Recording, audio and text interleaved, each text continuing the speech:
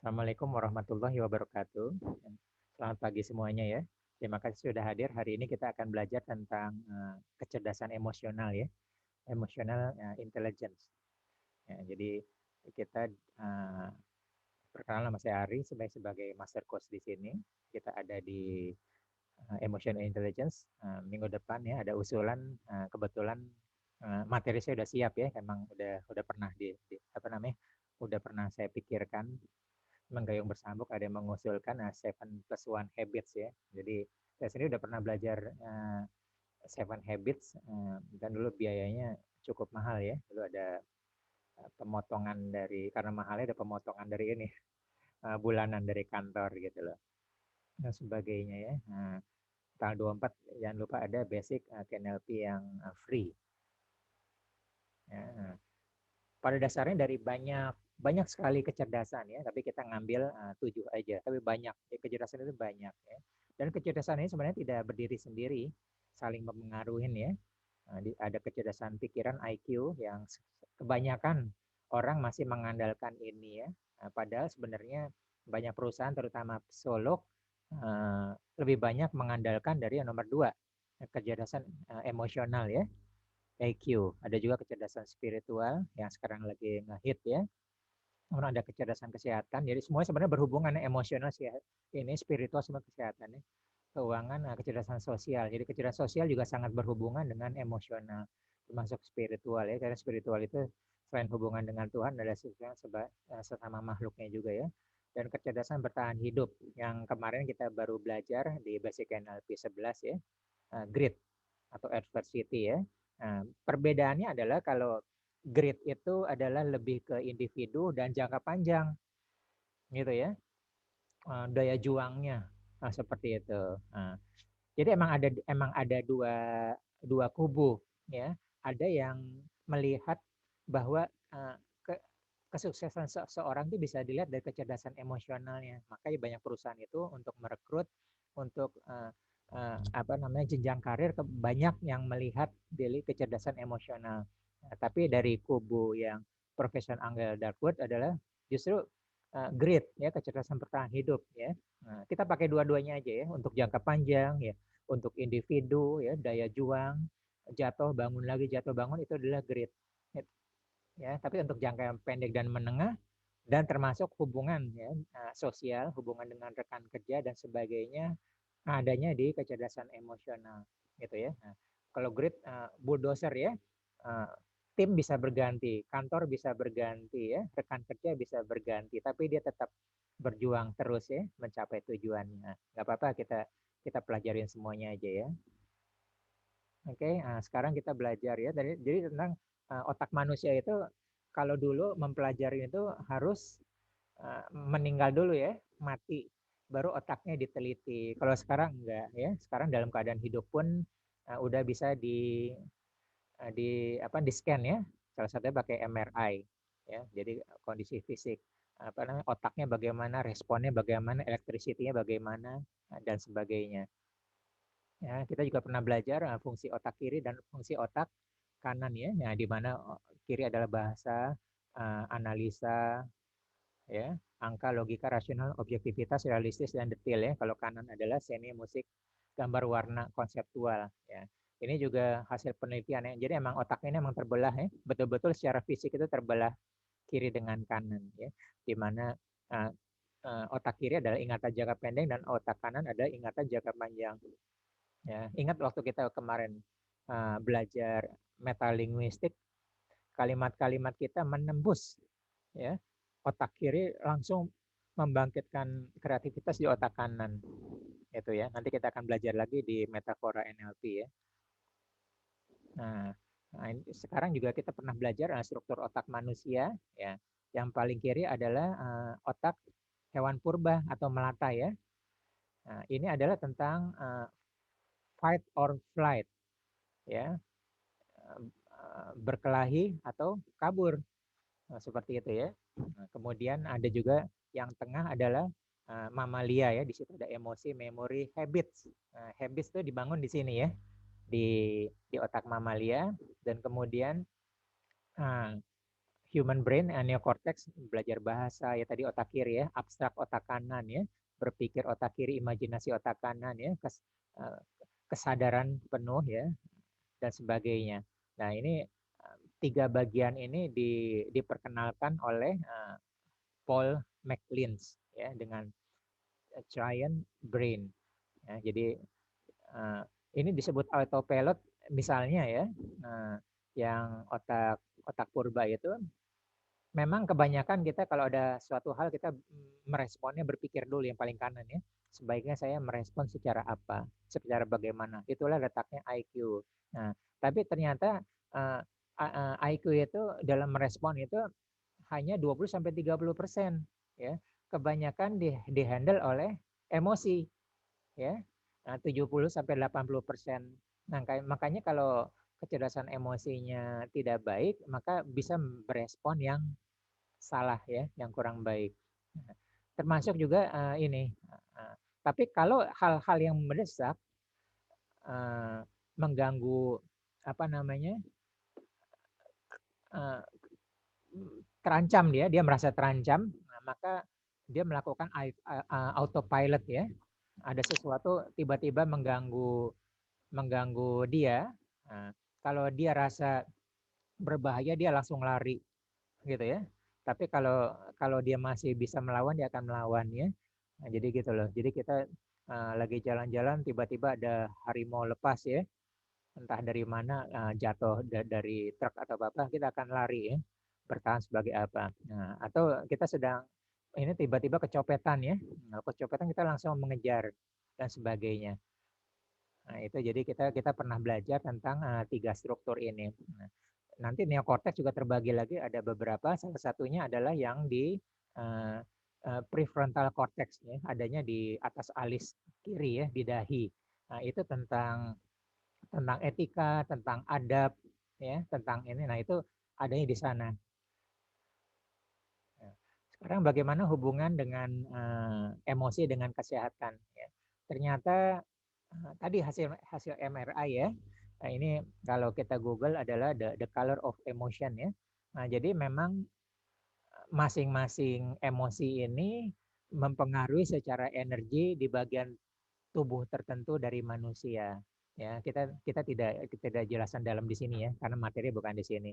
Ya, jadi kalau anger itu pasti dada ya, sesak ya, jantung, tangan, kepala pusing dan sebagainya, fear dan sebagainya. Nah, sadness, happy dan sebagainya, cinta ya dan sebagainya. Nah ini bagaimana ternyata secara energi, secara emosi juga mempengaruhi tubuh manusia. Oke, nah sekarang kita mulai masuk di kecerdasan emosional ya. Nah, jadi kecerdasan emosional adalah kemampuan untuk mengenali dan memahami emosi yang ada dalam diri kita, ya, dan termasuk dalam diri orang lain, ya. Itulah kecerdasan emosional ya. Nah, kemudian yang kedua adalah kemampuan untuk memotivasi diri ya, dan berempati ya, serta mengatur dan mengendalikan emosi tersebut dengan baik dalam hubungannya dengan orang lain. Nah, jadi kecerdasan emosional itu tentang kita memahami diri kita, memahami orang lain, berempati ya. Nah, di sini juga tadi ada irisan dengan kecerdasan sosial ya, karena berhubungan dengan orang lain ya, nanti berhubungan dengan pekerjaan ya, dengan keluarga, dengan apa-apa, adanya di sini ya. Oke, kemudian ada itu adalah definisi tentang kecerdasan emosional ya. Adapun kecerdasan emosional terbagi dari 5 komponen ya. Yang pertama adalah kesadaran diri. Nah, ini wajib ya, wajib kita mengenali diri kita sendiri ya. Kemampuan untuk mengenali emosi pada diri kita. Terus bagaimana faktor pemicunya. Jadi kita harus tahu, kita pelajari faktor pemicunya. Oh ternyata kalau pemicunya ini emosi saya begini. Mirip anchor ya, penit jangkar NLP yang pernah kita pelajarin. Nah, itu sebenarnya faktor pemicu dari emosi gitu ya, baik sengaja maupun tidak sengaja, atau bisa kita bikin dengan sengaja gitu ya. Kemudian memahami kekuatan kelemahan values, nilai-nilai ya, serta tujuan diri kita sendiri. Ya, jadi kita harus tahu dari emosi, oh ternyata emosi saya begini itu merupakan kelemahan saya, emosi saya begini merupakan kekuatan saya, emosi itu nilai-nilai saya ya, saya tenang ya, empati atau lainnya seperti itu ya. Dan ketiga adalah memahami bagaimana hal di atas berpengaruh pada pikiran serta tindakan yang akan kita ambil. Nah, ini penting ya. Kita sudah belajar hukum reaksi ya. Tindakan apa yang akan kita ambil. Nah, jadi sebelum kita tindak ambil, kita harus pahami di 2 poin di atas dulu ya. Nah, oke. Nah, terus bagaimana kalau kita galau, stres ya? Nah, kita harus berhenti sejenak, jeda ya. Kita pernah belajar di kemarin, kemudian di meta coaching juga ya, untuk memahami emosi yang ada pada diri kita sehingga kita selangkah lebih mudah. Jadi sebenarnya kalau kita memahami tentang diri kita, tentang emosi kita adalah selangkah lebih mudah untuk mengambil tindakan tepat untuk menyelesaikan masalah ya, respon apa. Nah, gitu ya. Jadi kalau kita masih bingung apa-apa, yang kita lakukan adalah jeda ya. Jeda untuk memahami, meningkatkan kesadaran diri kita, kesadaran pikiran kita, berpikir sejenak ya. Boleh asosiasi disosiasi, boleh merubah dari sudut pandang, baru akhirnya kita bisa mengambil tindakannya supaya tidak dihandle oleh emosi dengan mengambil reaksi yang salah gitu ya. Nah, yang kedua adalah pengelolaan diri ya. Jadi bagaimana kita dapat mengelola emosi ya. Nah, mengelola emosi bukan berarti menahan emosi lalu menyembunyikannya, perasaan kita sesungguhnya gitu ya. Yang terjadi kan biasanya seperti ini ya. Namun bagaimana kita mengekspresikan, menampilkan respon secara tepat ya. Baik dalam waktu yang tepat juga pada tindakan yang tepat. Nah, jadi ada dua ya, responen pada waktu yang tepat dan tindakan yang tepat. Nah, itu adalah pengelolaan diri. Ya. Nah, individu memiliki pengelolaan diri yang baik biasanya fleksibel dan mampu beradaptasi terhadap perubahan yang terjadi dan juga mampu mengatur meredakan emosi pada situasi konflik. Nah, ini termasuk kecerdasan nih ya. Baik kecerdasan emosional termasuk kecerdasan sosial ya. Nah, ini dibutuhkan ini ya dalam hubungan dengan orang lain ya, termasuk dalam bidang pekerjaan ya. Jadi harus mampu ya. Dan dia juga bisa beradaptasi ya baik secara individual maupun secara tim terhadap perubahan yang terjadi. Nah, di sini unsur grit juga masuk ya, bisa beradaptasi.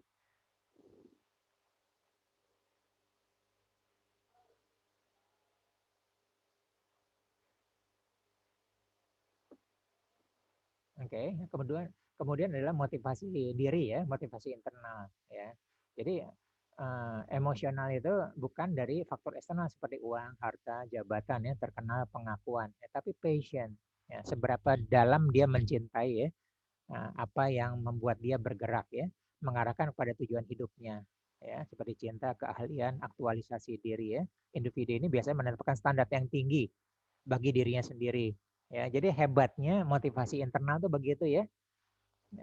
Ciri-ciri mempunyai motivasi internal, dia menetapkan standar yang tinggi bagi dirinya sendiri dan selalu berusaha untuk menjadikan diri yang lebih baik. Nah, ini mirip dengan grit ya. Jadi grit itu ada beririsan juga dengan motivasi internal ya. Nah, jadi kalau kita motivasi internal standar kita biasa-biasa saja, mungkin motivasi internal kita belum kuat ya, dan mempunyai komitmen dan inisiatif yang tinggi atau sangat tinggi ya.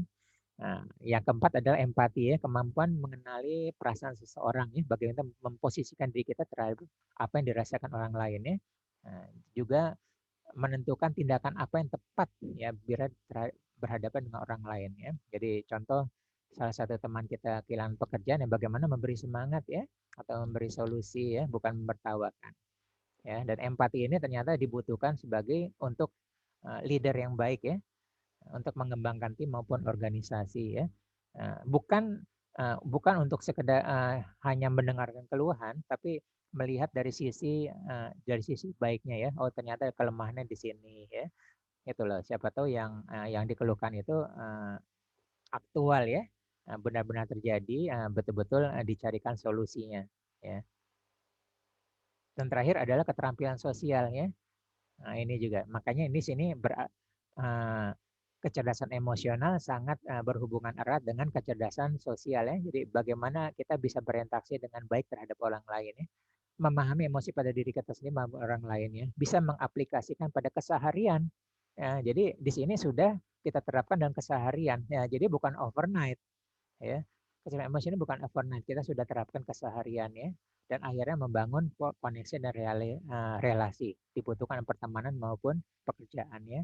Maka dari termasuk kita, termasuk anak-anak kita, carilah teman sebanyak mungkin ya, koneksi sebanyak mungkin, bangun network sebanyak mungkin ya, berhubungan dengan sebanyak, berinteraksi. Karena kita akan belajar, setiap orang itu unik, reaksinya berbeda, karakter berbeda, sifatnya berbeda, respon berbeda ya, kondisi berbeda. Nah, dari sini mengayakan kita bagaimana kita merespon. Kita belajar banyak dari situ ya. Jadi individu dengan social skill yang tinggi mempunyai kecenderungan lebih karismatik ya, menjadi orang yang bisa mempengaruhi ya. Nah, jadi kemampuan ini melibatkan banyak hal seperti leadership ya, kemampuan verbal dan non verbal ya. Nah, kemampuan non verbal itu ada nunci ya, nunci di Korea Selatan ada, ternyata sejak kecil sudah dipelajari oleh anak-anak ya dalam keluarga ya. Terus kerja sama tim, kolaborasi serta pengelolaan 4 aspek kecerdasan emosi ya. Nah, jadi ini adalah kesimpulan dari 1 sampai 4-nya ini ya. Pengelolaan 4 aspek sebelumnya ya. Tadi ya mulai pengenalan diri ya, sampai motivasi diri dan sebagainya. Oke, nah ini dia. Tadi kita sudah belajar ya. Jadi self awareness ya, memahami diri, regulasi, motivasi, empati dan social skill ya. Nah, di kanan ini adalah nanti bagaimana kita mengembangkan ya. Ini mengembangkan dari emotional intelligence, bagaimana meningkatkan performance dari tim ya dan sebagainya. Kemampuan leadership-nya ya. Terus bagaimana meningkatkan kemampuan untuk melakukan keputusan dengan benar ya, dengan tepat, dengan akurat dan sebagainya. Oke, nah ini perbedaan antara intrapersonal dan interpersonal ya. Jadi kalau emosi itu bagaimana kita untuk diri sendiri, kemudian interpersonal bagaimana kita memahami orang lain ya. Kemudian behavior, kita memanage diri sendiri dan kita memanage relasi dengan orang lain. Nah, pentingnya di sini adalah kita untuk tim ya, self performance dan bagaimana performance orang-orang yang satu tim bersama kita. Ya, ini adalah contoh bagaimana yang seseorang bagaimana kecerdasan emosional tinggi dan rendah ya. Nanti kita bisa lihat ya. Nah, ini juga yang rendah ya. Jadi argumentatif ya, selalu menyalahkan ya, nggak mau mendengar dan sebagainya. Oke, nah sekarang kita sampai tahapnya. Nah, kabar baiknya adalah ya, jadi berbeda dengan IQ yang cenderung stabil di usia dewasa ya. IQ ini kan sekarang didewa-dewakan ya. Kalau anak kita disekolahkan IQ-nya seperti ini ya. Cuman masalahnya ya walaupun banyak ya teknik-teknik apa saya lihat di YouTube untuk meningkatkan IQ ya masih belum proven juga gitu ya, karena sampai usia dewasa cenderung stabil ya. Berbeda dengan IQ, bahkan kecerdasan emosi ada suatu hal yang dapat ditingkatkan ya, dipelajari dan dilatih. Nah, ini berita baiknya ya. Namun perlu kesabaran ya, membutuhkan latihan dan komitmen jangka panjang ya. Nanti kita akan bedah satu persatu ya. Cukup panjang nanti kita bedahnya. Jadi kita langsung kasus per kasus ya. Oke, jadi 10 tips untuk membangun kecerdasan emosi ya. Ya, jadi kita mulai bangun pengendalian diri ya. Kan kita topiknya adalah develop ya, membangun kecerdasan emosi kita ya. Ya. Jadi kita mulai membangun pengendalian diri kita ya. Ya, untuk memastikan Anda bertindak dengan tepat dalam setiap situasi ya. Saat sedang emosi mungkin bisa aja kita menangis atau hal yang di luar kewajaran ya. Kemudian melayani emosi dalam bentuk aktivitas positif adalah solusi yang tepat ya. Ya.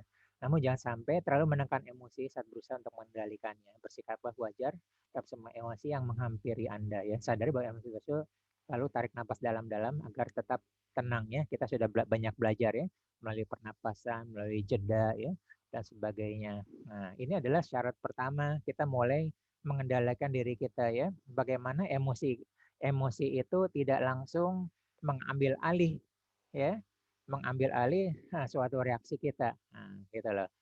Kita kita biasakan melakukan jeda sehingga melakukan respon yang baik, lama-lama akan menjadi respon yang autopilot gitu ya, menjadi sifat atau menjadi karakter kita yang baru. Jadi tahap pertama adalah membangun pengendalian diri gitu ya. Nah, tahap kedua kita membangun motivasi ya.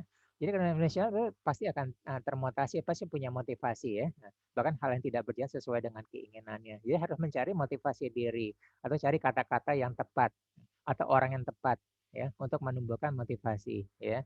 Karena mereka adalah orang-orang yang mampu mengatasi kemunduran dan selalu bersikap tegar dalam menghadapi target yang tidak sesuai dengan tujuan ya. Apakah kita mau keluar atau lanjut ya, berjuang lanjut ya, atau baper ya. Nah, ini bukan bukan rezeki saya, ini bukan bidang saya, sih tidak cocok di sini ya. Nah, seperti itu. Padahal dia punya potensi ada di sana ya. Nah, gitu loh. Ya walaupun juga kalau sangat ambisius belum tentu juga ya cerdas secara emosional ya. Nah, jadi tahap kedua adalah apapun tindakan kita, kita memerlukan motivasi. Ya, karena motivasi itu merupakan bahan bakar kita untuk bergerak. Ya, kita memerlukan suatu motivasi. Ya, cari motivasinya dari dalam diri kita atau atau motivasi eksternal untuk keluarga untuk pencapaian tertentu ya atau karena kita harus menghindar ya menghindar hal-hal tertentu yang kita tidak inginkan ya yang kemarin saya bilang ya ada tagihan bayar segini gitu itu kan termasuk motivasi juga ya dengan target-target waktunya. Gitu. Jadi penting kita menumbuhkan motivasi ya. Kemudian bersikap empati ya. Bukan hanya merasakan apa yang dirasakan orang-orang lain ya, tapi juga memahami sudut pandang. Nah, kita berpikir secara positif ya. Ya, bukan hanya sekadar tempat sampah ya. Kebanyakan orang untuk tempat curhat dan tempat sampah aja enggak. Dari situ kita belajar tentang memahami sudut pandangnya, tantangan dan kekuatan orang lain ya. Jadi kita tidak harus setuju dengan sudut pandang orang lain. Nah, justru kita mengkayakan kita bagaimana sudut pandang kita dipandang dari sudut pandang orang lain dalam melihat situasi itu memperkaya sudut pandang kita ya. Gitu lah. Dan ini juga membantu Anda untuk memahami mengapa mereka bertindak atau berpikir demikian gitu ya. Nah, di sini beruntung yang sudah pernah belajar coaching atau meta coaching ya. Karena dengan kita bertanya tanpa ada tekanan, maka akan keluar sisi-sisi sudut pandang mereka dan disitulah kita bisa memahami. Kalau kita bertanyanya tendensius, belum tentu akan keluar sudut pandang yang sebenarnya. Nah, di samping itu juga cara meningkatkan cinta ya berbincang tentang bagaimana perasaan orang lain yang mungkin terdengar seperti buang-buang waktu, tapi sebenarnya membantu meningkatkan produktivitas ya. Jadi pintar-pintarlah nih manage ya. Apakah sekedar curhat ya, gitu loh. Apa namanya? Atau dia boleh, tapi bagaimana solusinya? Gitu ya. Ini seperti leadernya Bu Susan ya. Bu Yuli bilang boleh curhat ke saya tapi harus ada solusinya, pilihan solusi baru kita bicarakan ya. Nah, seperti itu boleh ya. Jadi orang yang akan itu akan datang untuk curhat tapi sudah membawa paket solusinya apa dan didiskusikan solusinya apa itu juga boleh. Seperti itu ya. Oke, jangan bersifat reaktif ya. Jadi pasti dihadapkan pada situasi yang menyebalkan ya. Jadi mudah mengurangi suasana hati dan merusak hati. Gitu ya. Nah, kemudian cobalah berlatih untuk kecerdasan emosional dan menenangkan diri saat dia marah. Anda bisa juga mengambil napas dalam-dalam ya. Nah, kita sudah belajar ya. Nah, kita sudah belajar bagaimana bereaksi secara positif walaupun situasi itu negatif ya. Salah satunya adalah bernapas dalam ya, mengambil segelas air ya jernih atau kita melakukan tapping atau kita melakukan anchoring ya. Tekan bagian tubuh titik tertentu ya. Yang penting kita tidak reaktif dan justru reaktif itu akan menimbulkan menyulut masalah-masalah baru gitu ya. Nah, insya Allah dengan pelajaran-pelajaran yang sudah pernah kita ikuti sebelumnya, kita sudah mulai biasa dengan uh, tidak bersiap reaktif ya, seperti itu. Yang kelima adalah penting ya, jadi public speaking, komunikasi baik verbal maupun non verbal ya, ya obrolan ringan ya, ice breaking ya, menciptakan hubungan baik ya. Kita sudah belajar pacing dan leading ya, mempengaruhi orang lain. Kita sudah belajar mind hacking ya, membuat suasana orang nyaman, feature pacing juga ya. Nah, tidak hanya dilakukan verbal dengan ucapan, Anda juga bisa mengkomunikasikan orang dengan bahasa tubuh maupun dengan mimik wajah ya. Gitu loh. Jadi yang sudah ikut yang sebelumnya memperkaya ya mempermudah untuk kita masuk melatih di kecerdasan emosi ya gitu ya. Tentunya meningkatkan kecerdasan emosi melalui keterampilan komunikasi hanya bisa dikatakan melalui praktek langsung. Jadi tidak bohong itu. Ingat ya PNLP itu semua tentang praktek ya. Praktek, praktek, praktek, praktek sehingga menjadi habit yang baru. sehingga menjadi new lifestyle yang baru, sehingga menjadi sifat yang baru, dan akhirnya 15 tahun kemudian menjadi karakter yang baru.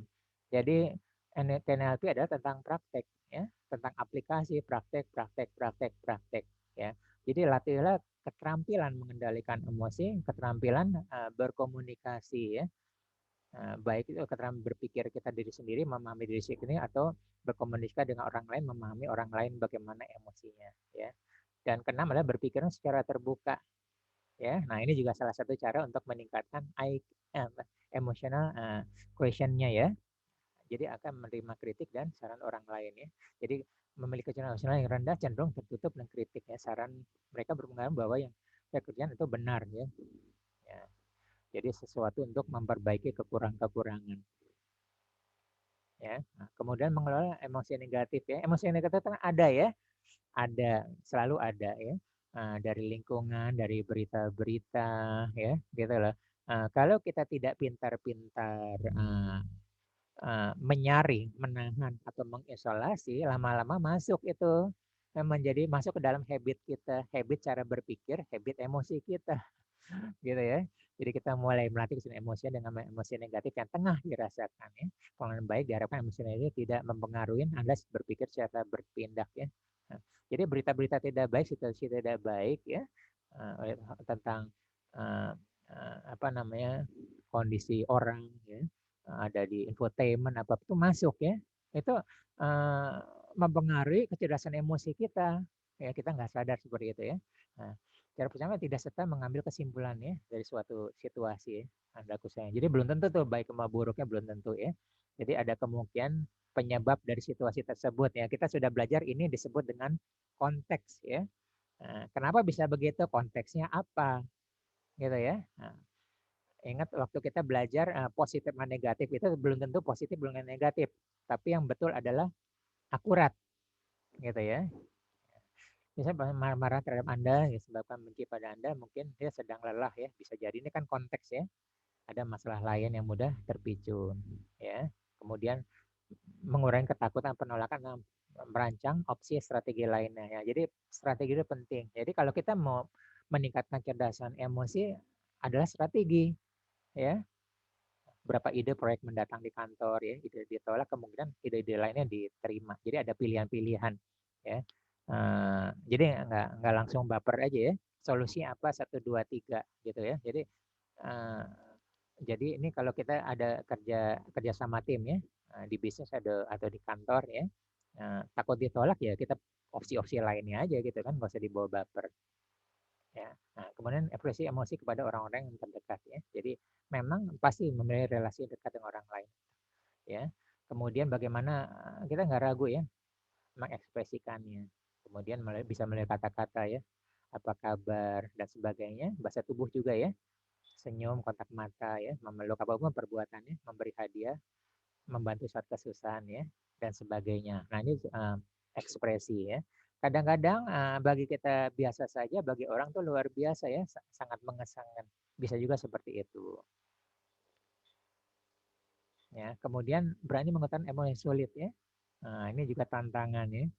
Ya, bisa diekspresikan bagaimana menolak suatu permintaan tanpa merasa bersalah, ya, tidak setuju pendapat orang lain, memproteskan diri sendiri, ya, bukan egois. Nah, ini seni, kalau udah seni gini, ya. Nah, ini belum tentu ada jawaban yang pasti karena setiap situasi bahwa bisa jadi caranya berbeda, ya. Oke, kemudian juga jika apa namanya dengan pasangan sudah menjelaskan, dirasakan, cenderung ini, ya. Nah, ini yang penting nih, ya. Yang poin nomor 3, lakukan teknik XYZ, gitu, ya. Nah, ini mirip anchoring, ya, mirip anchoring, ya. Kalau saya merasakan ini, saat kamu melakukan ini, maka situasinya ini, gitu, ya. Saya merasa kesal, ya, saat kamu bermain HP, padahal kita sedang berbicara, gitu. Ini disebut dengan teknik apa namanya? Kayak kayak hubungan logika matematika, ya. Ya, jika A maka B karena atau dalam situasi Z, ya, X, Y, Z, ya, saya merasakan X, ya, saat kamu melakukan Y dalam situasi Z. Nah, ini boleh, ya, boleh menggunakan teknik ini. Jadi beberapa meningkatkan kecerdasan emosi untuk mengutarakan suatu emosi yang sulit bisa menggunakan teknik XYZ ya. Ya, dipandang menuduh ya, kamu tidak memperhatikan saya. Nah, gitu ya, dan sebagainya. Oke, yang terakhir ada refleksi diri ya, luangkan waktu refleksi diri ya. Jadi kita meningkatkan kesadaran diri, kita jeda ya. Ya, kita lihat apakah yang kita lakukan sudah benar, ya, bagaimana dampaknya. Ya, juga emosi orang lain menentukan berapa mengapa gitu ya, sedih, marah, kecewa ya, dan bagaimana kontribusinya. Kemudian memahami peran emosi dan mempengaruhi pikiran serta perilaku orang lain.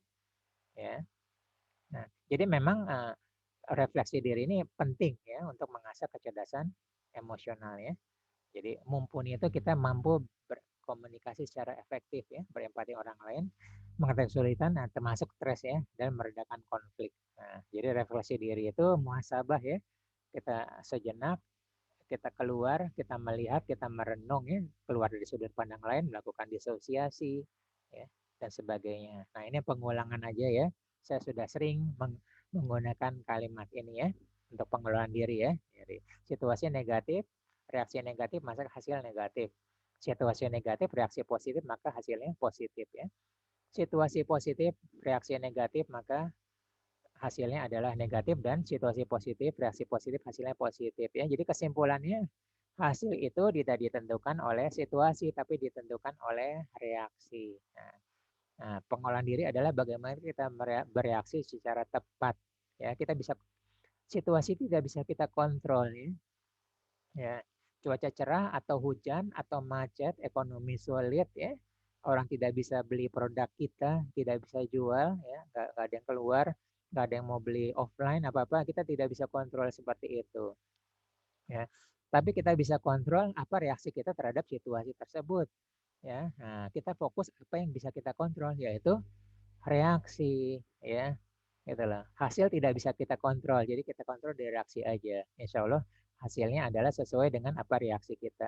Nah, jadi di sini adalah latihan merespon ya. Tadi salah satunya adalah kita um, tidak membiarkan uh, otak limbik kita merespon secara langsung ya. Jadi kita jeda dulu, kita berpikir ya, boleh tarik napas, minum kopi dulu apa-apa, baru kita bereaksi secara itu ya. Kemudian setelah kita berpikir jernih, baru kita melakukan reaksi apa yang tepat ya, terhadap situasi tersebut, ya, supaya hasilnya sesuai yang kita harapkan ya. Oke, oke. Sekarang kita belajar tentang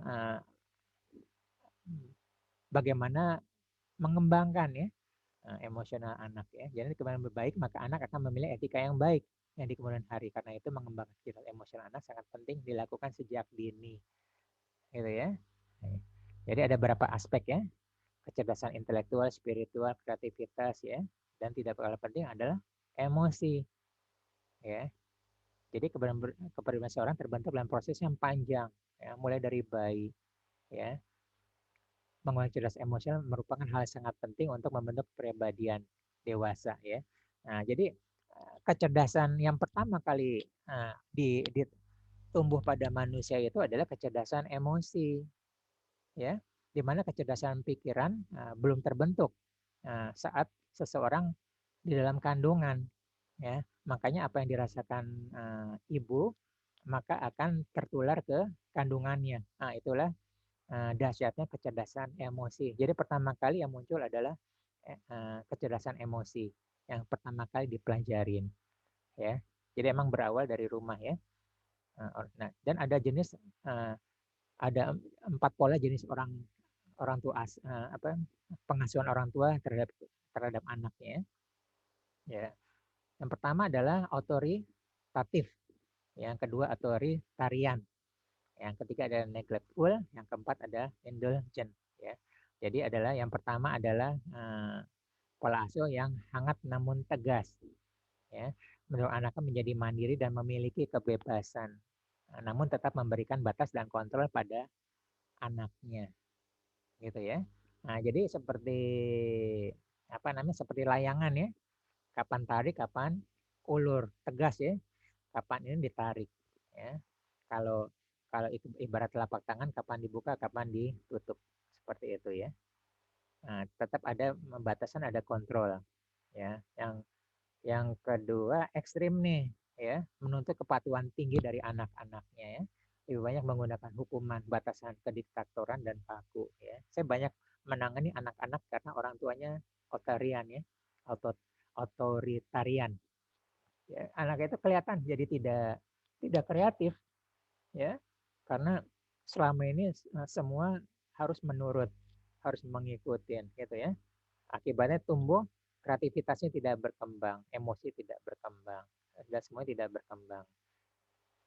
Ya, nah, kemudian sebaliknya nih ya.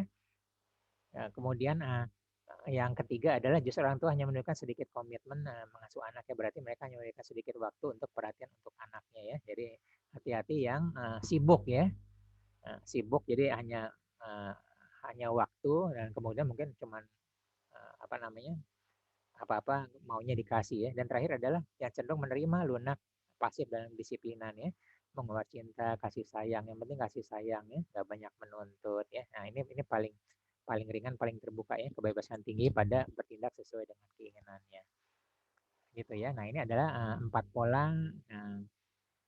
Jadi menurut psikolog ya, kalau saya lihat sih semua ada plus minusnya ya. Nah, tapi secara umum menurut psikolog adalah kecerdasan emosional yang terbaik adalah menggunakan yang poin pertama ya. Nah, jadi keseimbangan atas perhatian, pengertian, cinta ya. Jadi keseimbangan kapan kapan dilepas, kapan ditarik ya. Ya, memberi kehangatan yang diperlukan, tegas ya. Nah, ini disiplin ya. Jika positif berikan pujian ya, hadiah kecil. Sebaliknya jika melakukan kesalahan ya, hukuman yang sewajarnya ya. Yang pengertian pada mengapa hal penting diterapkan dalam keluarga ya. Oke, kemudian ada juga yang harus dibiasakan ya.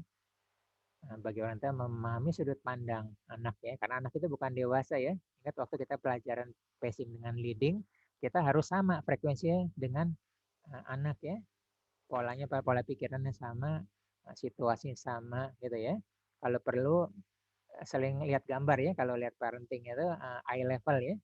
Orang tua sampai berlutut ya, sehingga dengan anak kecil level matanya sama ya, bukan otorian ya, di atas ya. Anak itu akan terasa dia uh, uh, inferior gitu ya, jadi tidak keluar gitu ya. Nah, jadi di sini kita bisa lihat dari sudut pandang anak gimana ya, biar anaknya bercerita ya, dari sudut pandang dia bagaimana gitu ya. Mungkin juga nangis-nangis ya, gini-gini ya, tapi yang penting keluar ya. Nah, kemudian adalah berikan contoh yang baik ya. Nah, jadi ingat ya, parenting terbaik adalah diikuti ya, bukan memberi contoh, bukan memberitahu ya. Jadi mengembangkan emosional tentu memiliki kejelasan emosional yang baik juga ya, kita sebagai orang tua ya, tanggung jawab gitu ya. Nah, kemudian biarkan anak berprestasi dan mendengarkan pendapatnya, biar keluar tuh. Nah, karena di sini akan keluar potensi dia ya. Jadi penting untuk didengarkan ya. Ya. Dan di sini juga berkembang kepercayaan emosional ya, menjadi telinga pendengar ya, habis itu berpendapat ya, bagaimana. Mungkin minta pertimbangan ya, ini bagaimana. Nah, kalau sudah minta pertimbangan itu udah bagus ya komunikasinya. Gitu loh. Ya, tidak harus diikutin ya, tapi kalau tidak harus diikutin memberikan pengertian yang baik kepada anak ya. Nah, yang penting adalah nomor 4 nih ya, 1, 2, 3 penting, tapi ajarkan memecahkan masalah ya. Beda sama otoritarian tadi ya. Apa-apa dari orang tua harus begini, harus gini. Kamu harus ke sini ya, kamu harus ke dokteran ya, kamu harus gini. Sekarang kamu harus gini ya. Nah, harus di rumah. Nah, nanti begini ya. Nah, gitu loh. Sekarang enggak. Kalau gini pemecahan masalah seperti apa? Ya. Jadi bertumbuh untuk apa namanya? Terbentuk suatu kemandirian ya. Jika hanya komplain. Nah, kalau komplain apa nih? Solusinya apa? Ya, alternatifnya apa, bagaimana penyelesaiannya. Nah, jadi di sini adalah semua yang 4 ini adalah kita membangun ya. Ini tentu saja tidak overnight ya. Perlu berhari-hari, berbulan-bulan dan bertahun-tahun ya. Gitu loh. Di sini juga ada etika, adab-adab keluarga ya. Spiritual juga ada bisa dimasukin ya dan sebagainya. Gitu loh. Mungkin emosionalnya bisa dibangun juga dengan aspek yang lain, aspek spiritual ya. Sholat berjamaah bersama ya, ngaji bersama atau kemarin saya ada coaching seseorang pagi ada misa pagi gitu ya, misa subuh jam 5 pagi seperti itu ya, dengan Zoom dan sebagainya. Nah, jadi semua ini memang nanti berdampak besar pada hubungan dengan masyarakat dan pekerjaan nantinya, gitu ya. Nah, ini ketahuan nih anak itu nanti pas melamar pekerjaan karena yang ketahuan itu dengan tes psikologi adalah kecerdasan emosionalnya, gitu ya. Kelihatan nanti kita nggak sadar apa-apa, nah kita nggak sadar nanti kelihatan bagus, IPK-nya tinggi apa-apa, tapi kok selalu saat wawancara gagal terus atau psikotes gagal. Nah, jadi bisa jadi karena ini ya, gitu. Oke, nah tadi tentang anak ya, bagaimana membangun kecerdasan emosional di tempat kerja ya. Ya, jadi bisa membantu kesuksesan Anda ya.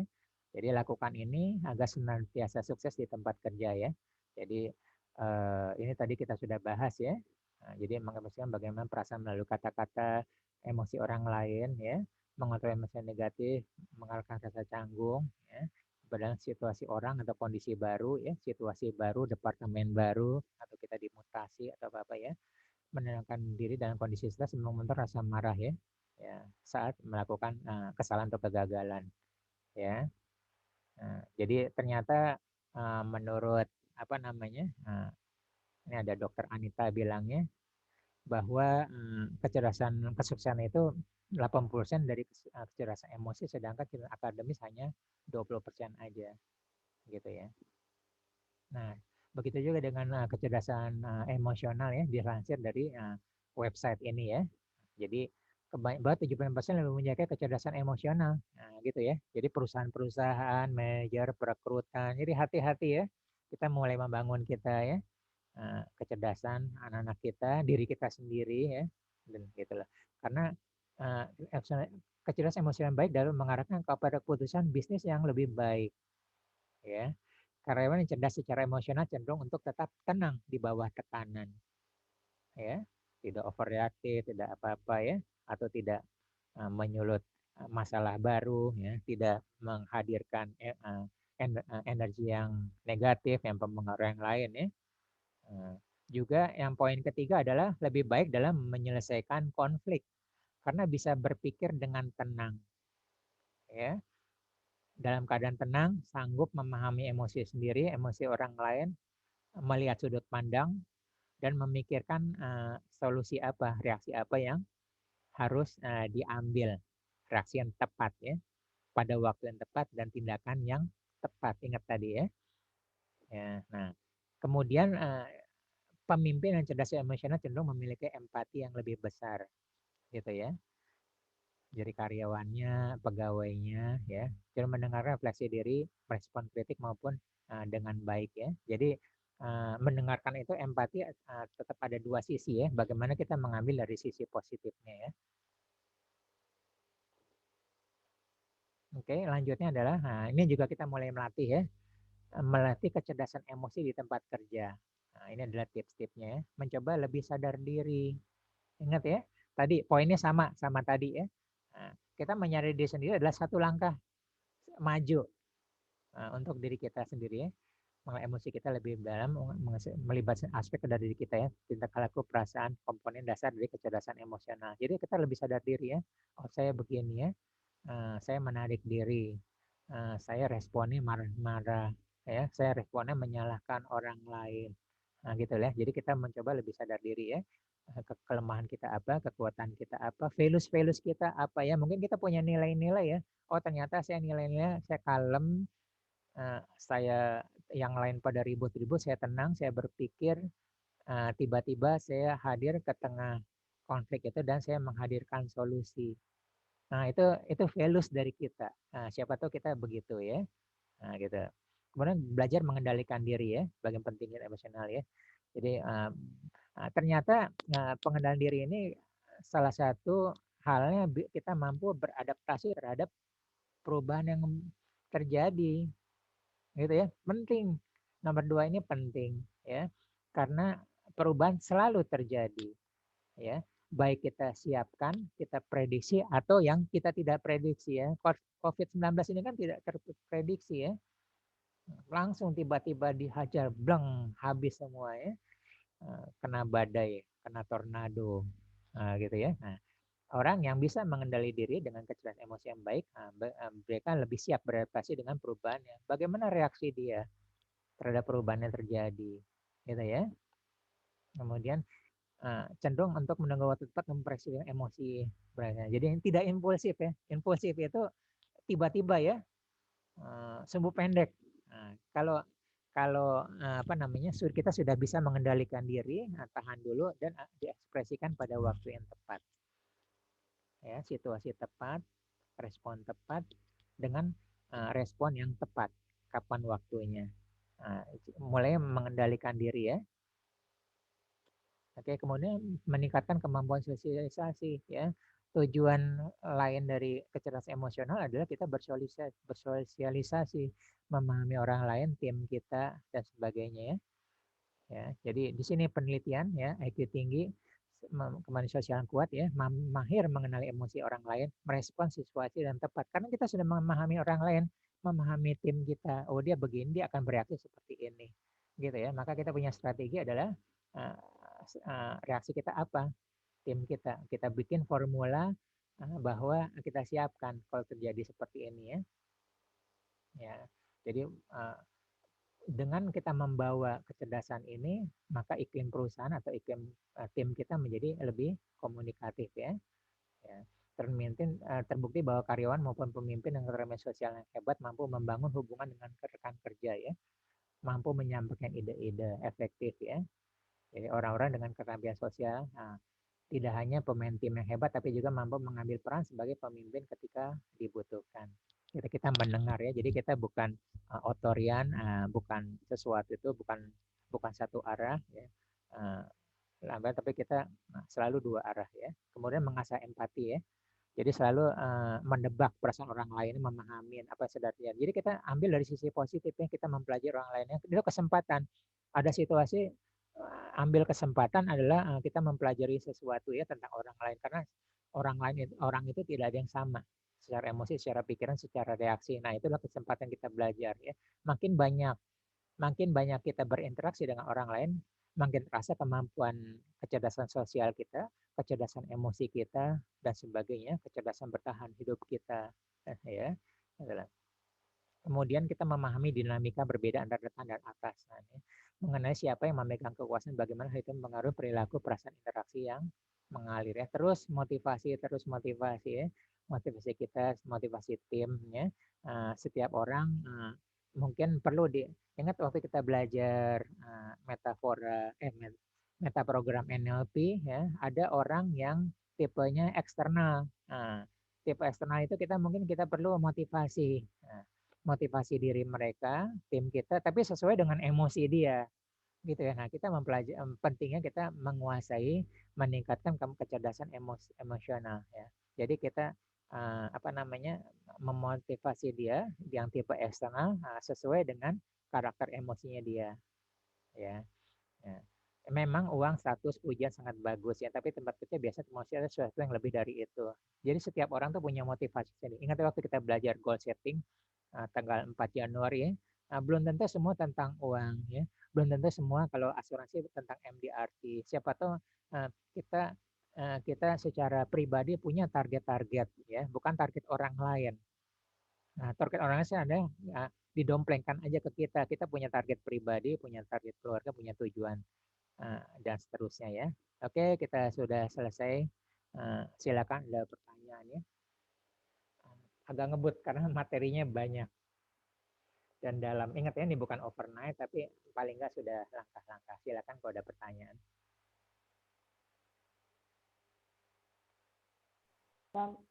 Mau tanya Coach. Ya, Bu Mercy, silakan. Terkait yang tadi 10 tips mengembangkan kecerdasan emosional itu kan salah satunya mengekspresikan emosi kepada orang terdekat. Ya. Nah, berarti itu yang diekspresikan itu hanya emosi positif aja ya, Coach? Atau gimana? Berarti yang artinya yang emosi negatif itu kita kelola sendiri gitu, Ya, penjelasannya. oke.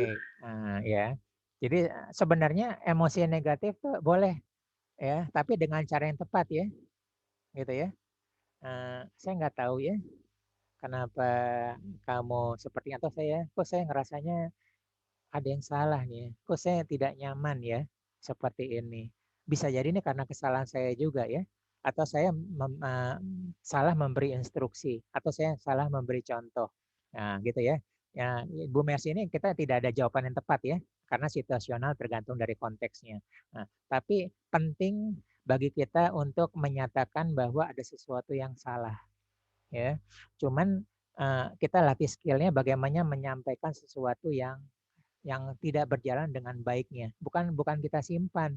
Itu jadi bom waktu ya, atau jadi api dalam sekam yang kapan kamu seperti. Nah ini kecerdasan ini adalah salah satunya adalah mampu menyampaikan suatu emosi termasuk yang negatif yang tidak baik, tapi dengan cara yang elegan, gitu ya. Nah cara elegan ada setiap orang responnya berbeda-beda. Nah pentingnya kita mengenali anak kita yang tipe berbeda ya. Cara cara A tepat tapi dengan anak yang kedua belum tentu tepat ya, secara elegan gitu. Nah jadi tantangan di sini kita tidak ada jawaban yang pasti, Bu Mercy seperti apa, dan kita latih sendiri, apa namanya, ilmunya dapatnya dari lapangan, dari ini, tapi dilihat dari reaksinya ya. Kita harus tetap menyampaikan ada yang salah, ada yang tidak berjalan dengan baik ininya ya.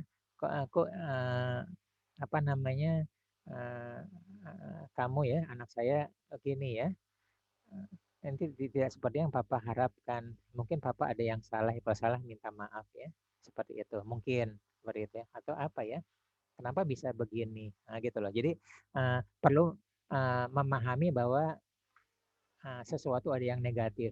Ingat ya, kita belajar SWOT analisis sendiri pun ada weaknesses ya, ada threat. Kita harus mampu mengidentifikasi. Tadi poin dari awal ya, mampu mengidentifikasi emosi kita dan emosi orang lain, positif, negatif ya, kelemahan termasuk values-valuesnya. Jadi harus gitu lah. Nah, tantangannya adalah bagaimana kita menyampaikan secara tepat, secara elegan. Demikian Bu Mercy. Iya baik, Coach. Berarti kan ini saya punya habit itu, misalkan pulang kerja saya cerita ke suami bilang, tadi hari ini banyak mahasiswa itu ternyata yang ngumpulin tugasnya nggak rapi. Apakah itu saya mengeluarkan emosi negatif yang benar atau keliru ya, cerita seperti itu ke suami gitu misalkan? Ya, suami ada solusi atau enggak, atau pendengaran baik ya, atau suami punya, yang penting adalah suami punya kemampuan untuk mengelola emosi ya, menenangkan, dan bisa jadi selain tempat curhat ada tempat solusi, gitu loh. Jadi boleh seperti itu. Oh iya, baik Coach. Alhamdulillah kami kadang lebih menenangkan. Iya nggak apa-apa, namanya mahasiswa ada yang kayak gitu, gitu sih. Ya Ya, makasih Coach. sama-sama. Jadi tidak tersumbat ya. Ya, Berarti ya Bu Susan. kalau tempat kita curhat gak memberikan solusi, mendingan nggak usah ngomong ya Pak Ari. Iya, Bu Yuli kan begitu, saya ingat kata-katanya kan, gitu loh. Bu Yuli kan pernah jatuh kehidupannya ya, karena ditumpangin orang, ternyata curhat semuanya kehidupannya hancur kan. Nah gitu lah, akhirnya dia punya jalan, nggak boleh. Stop ya. Jangan curhat ke gue ya. Kasih gitu ya. Kalau mau syarat-syaratnya harus ada solusi ya, ABC, dan saya bisa mungkin membantu memilihkan solusinya dari ABC, pilihan-pilihannya apa aja. Nah, gitu. Jadi kita latih orang lain mau ke kita latih adalah solusinya apa sih gitu ya. Oke, boleh ada mau ini nih, mau ngomong nih. Tunggu dulu ya. Nah, nanti kebetulan saya lagi sibuk, nanti saya ada waktu jam segini ya. Tapi pastikan nanti saat berbicara dengan saya sudah ada pilihan solusinya. Nah, kita usahakan seperti gitu. Jadi semua tidak ke arah kita gitu Bu Susan. Jadi solusinya dari orang itu sendiri ya. Iya betul. Kan kemampuan coaching juga begitu kan ya. Nah, orang itu mencari solusinya. Jadi dilatih mereka, termasuk anak kita, termasuk orang lain, termasuk tim kita, nggak apa-apa keluar, tapi solusinya apa? Nah, di sana kan kita juga bisa melihat kecerdasan uh, teknis dia ya, intelijensia, kecerdasan emosi dia seperti apa, gitu loh. Kita bisa lihat dari diri dia seperti apa dan melatih juga, gitu kan? Melatih dia supaya mandiri ya, solusi seperti apa. Capek kalau solusi semua ada di kita, capek ya. Kita cuma mendengar, kita cuma memberi pendapat gitu ya, solusinya apa. Yang baik bagi diri dia atau sebagai tim ya, yang kita ada di dalamnya, gitu Bu Susan. Oh, iya deh, saya ngerti deh. Jadi kalau misalnya kita jadi kalau misalnya orang mau curhat itu sebenarnya nggak mau dikasihin solusi, cuman mau didengerin aja ya, kalau Ada solusinya seperti mesti dari itu, wah dianya. kasihan kita tempat sampah itu. Ada banyak Oh, seperti itu. Banyak seperti itu ya. Nah sekarang kita mulai, emang ada orang citranya gitu ya, seperti cocok nih kamu mendengarnya empati ya, gitu loh. Tapi kan kecerdasan emosi kita jadi terganggu, ya. Jadi terganggu kita, gitu loh. Ada cerita-cerita yang seharusnya kita tidak ini, jadi masuk ke pikiran kita ya, masuk dalam kehidupan kita. Nah, tapi kalau ada solusinya itu memperkaya kita ya. Oh, kalau ada kasus seperti dia, maka solusinya seperti ini. Nah, dia menceritakan itu memperkaya kita. Ya. Jadi kalau ada orang yang kasus seperti sama ya, orang lain yang cerita kepada kita dan dia solusinya, mungkin kita dari dia ABC, kita ada solusi yang ke D-nya, yang kita ambil dari solusi yang sebelumnya. Gitu loh. Jadi oh, biasakan orang lain sudah membawa solusi satu paket dulu gitu loh. Dibiasakan, dilatih. Bukankah kita emang tujuannya untuk melatih kecerdasan emosional kan? Kita dan orang lain di tim kita, atau anak kita, keluarga, semua seperti itu. oh oke. Terus kalau jadi tempat sampah kita buang aja Pak tiap hari. Kan Iya, udah buang ya kalau bisa kita mulai ada saringan ya. sampah. Kita mulai ada saringan ya. Ini mengganggu ketenangan jiwa saya atau apa ya. Nah, saya lagi sibuk ya. Karena ini jadi saya kepikiran ya. Bisa bantu saya? Boleh, tapi sudah ada solusinya. Seperti itu. Ya, solusi itu ya membantu dia untuk meningkatkan kecerdasan emosional dia. Seperti itu. Oh, Ya, Bu Susan. oke Pak, thank you Pak. Sama-sama. Silakan ada yang lain. Pagi, Pak. Pagi Pak Probo. Pak, ini pemahaman saya ya, mohon koreksinya Pak ya. Ya. Apakah kecerdasan emosional ini lebih fokus ke reaksi atau respon kita ya Pak terhadap sesuatu akibat emosi yang muncul dari otak limbik. Nah, sehingga yang dimaksud kecerdasan emosi itu adalah bagaimana kita merespon dengan kombinasi atau keseimbangan antara neokorteks dan limbik ya Pak. Maksudnya seperti itu Pak, konsepnya, betul nggak? Ya, Pak Purba betul sekali. Betul sekali ya. Semua tentang reaksi kita. Tapi sebelum reaksi tadi ceritanya panjang ya. Ada 10 tips. Yeah. Ya, kita memahami diri kita sendiri, memahami orang lain, memahami situasi, kita punya kelemahan apa, kita punya kelebihan apa, kita punya value apa, punya orang apa ya, solusinya apa, orang lain solusinya apa, gitu kan. Terus dan lain sebagainya. Nah, ujung-ujungnya tadi dua, ya, bereaksi pada waktu yang tepat dan dengan tindakan cara yang yang tepat. tepat. Yeah. Ujungnya dua. Tapi itu panjang tuh, ya. Kita panjang. Bagaimana anak bereaksi, bagaimana kita terhadap anak, ya. Nah, itu panjang. Yang sebelumnya apakah dihandle oleh apa namanya fight or flight atau dihandle oleh limbik? Nah, kita tarik semua supaya tidak impulsif, ya. Sejenak ya, kita belajar jeda ya, gitu loh, belajar kesadaran diri yang saya bilang ya, kita ngopi dulu ya, belum ada solusi saya ngopi dulu, apa saya sambil berpikir. Nah itu sebenarnya trik-trik untuk kita melakukan jeda, meningkatkan kesadaran pikiran kita, berpikir secara jernih seperti apa gitu ya. Nah mungkin karena kita sudah terbiasa, lama-lama kita beraksi secara cepat dan tepat karena kebiasaan. Cuman masalahnya kalau kita selama ini belum ini, kita perlu latih menahan ya, mulai jeda tadi sumbu pendek, impulsif kita mulai sumbu panjang ya, seperti itu. Jadi Pak kesimpulan Pak Probo benar, saya senang sekali. Jadi jeda di sini ini kan artinya kan kita memanipulasi untuk masukkan neokorteks kan di situ kan istilahnya. Ya betul, kita naikkan ya. Umumnya kecerdasan emosi itu ada di limbik ya, di otak manusia ya. Tapi dalam satu hal diambil alih oleh otak purba ya, reptil ya. Iya, betul. Tiba-tiba kebakaran ya, tiba-tiba kemalingan. Ada orang kayak saklar Pak ya, seperti saklar Pak ya. Ada orang tiba-tiba ada pistol atau ada pisau menghunus kita ya. ada 5 meter di depan kita ngapain. Nah itu kan diambil alih ya, nggak sempat gitu. Kita hanya fight or flight. Nah tapi di luar kondisi itu, ya, kita lupakan di luar kondisi yang otak mamil atau otak purba. Kalau otak limbik, ya, otak limbik kan tadi dibilang ya, menurut penelitian itu 80% ya. Nah, cuman belum tentu emosi kita baik ya, kecuali kalau kecerdasan emosi kita baik, bagus ya. Walaupun tiba-tiba kita bereaksi, tapi karena kita sudah terlatih emosi bagus, reaksi cepat kita bagus, impulsif. Nah, masalahnya kalau selama ini kita reaksi emosi kita tidak baik kan, malah bikin berantakan. Nah, kita tahan, kita jeda, kita naikkan ke neokortex, Pak Probo. Ya. Dan otak limbik itu kan pintu masuknya panca indera kan, Mbak ya? Ya betul. Betul ya. Nah, kita tidak bahas di sini ya. Kita pernah bahas dari pikiran mata kita, rasa kita, telinga kita gitu ya. Emosi kita dan sebagainya. Emang dulu kan sering saya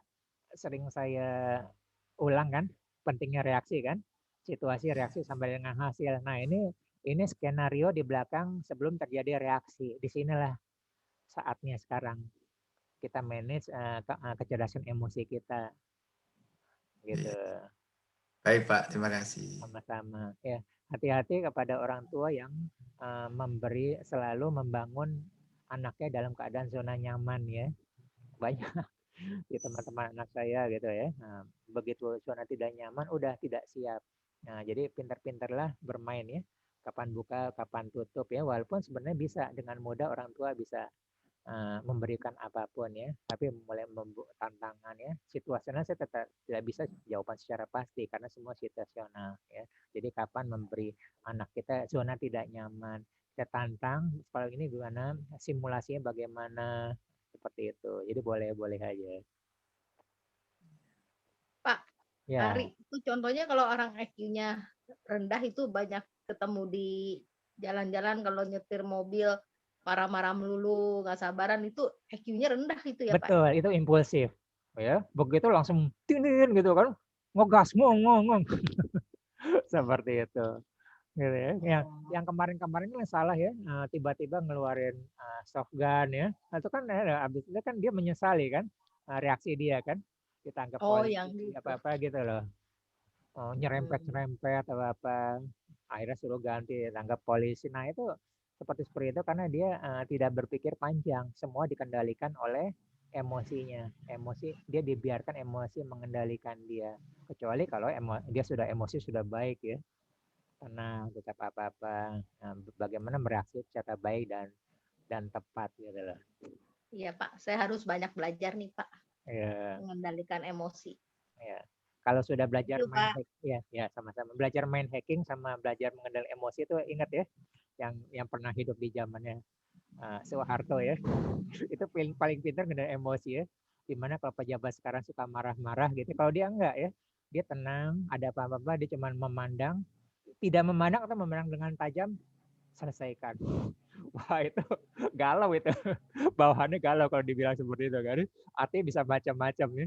Nah, seperti itu. Intinya selesaikan seperti itu. Nah, itu hebat itu, emosinya hebat, kata-katanya dia diam tapi sekali keluar bermakna ya. 1000 kali pukulan. Soeharto, Pak Harto. Lupa ya Bu Susan ya. Iya, banyak itu. Dia dengan tenangnya ya, cuma memandang sebentar ya, gitu loh. Selesaikan, bereskan. Nggak tahu bawahannya bisa melakukan kesalahan, yang penting bukan dia kan. Nah, seperti itu. Tapi dia tidak memberikan instruksi seperti itu. Pengelolaan emosi itu baik seperti itu. Seru ya zaman dulu ya Pak. Semua ada seru tiap zaman. Dan kita bersyukur bisa belajar dari semua zaman. Gitu. Silakan ada yang lain, kita sudah lewat mungkin satu pertanyaan. Ini ya silakan boleh silakan ya. Kalau jadi tren sekarang itu kenapa kok jadinya kecerdasan emosional overall tuh kayaknya orang itu di dunia menurun? Apakah itu ada hubungannya dengan alam atau memang karena pengaruh edukasi atau budaya semata gitu? Ya, karena pembenaran dari masyarakat, Bu Mercy, gitu ya. pembenaran dari masyarakat gitu ya. Jadi sebenarnya yang psikolog itu tahu ya bahwa itu kecerdasan emosi itu tidak baik gitu ya. Tapi masyarakat itu pragmatis ya. Tapi kan kalau dengan marah-marah jadinya benar kan ya. Jadinya semua kebakaran jenggot dan jadinya beres kan yang problem bertahun-tahun. Nah, jadi kita tidak bisa bicara benar dengan salah. Jadi secara pragmatis itu bisa dicari pembenarannya. Seperti itu kan. Jadi buktinya beres kan, yang sama nggak beres ya. Mungkin emang orang perlu marah-marah seperti itu. Tapi ada harga yang harus dibayar ya. Hubungan sosial, hubungan kemasyarakatan dan apa-apanya gitu loh. Jadi kalau kita bicara dan seperti itu kecerdasan ininya kalau lihat dari skor-skornya itu rendah seperti itu. Gitu aja Bu Mercy. Bukankah kalau semua membenarkan jadi benar kan? Seperti itu aja gitu loh. Ya, terima kasih Pak Cari. Oke, ada lagi? Oke, kalau nggak ada, jika berkenan ya tolong dibuka. Ininya kita melakukan sesi foto. Nanti lanjut kita di diskusi di grup ya. Silakan jika berkenan dibuka kameranya.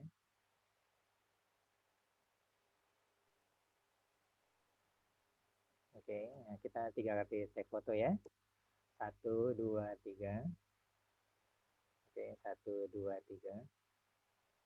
Dan terakhir 1, 2, 3. Oke, terima kasih semuanya. Insya Allah bermanfaat, bisa dipraktekkan ya. Nanti kita lanjut di diskusi kita lewat WA Group ya. Terima kasih Pak Ari. Terima kasih Pak Ari. Terima kasih. Salam sehat semuanya. Assalamualaikum. Selamat pagi. Selamat pagi. Berlibur. Saya tutup ya.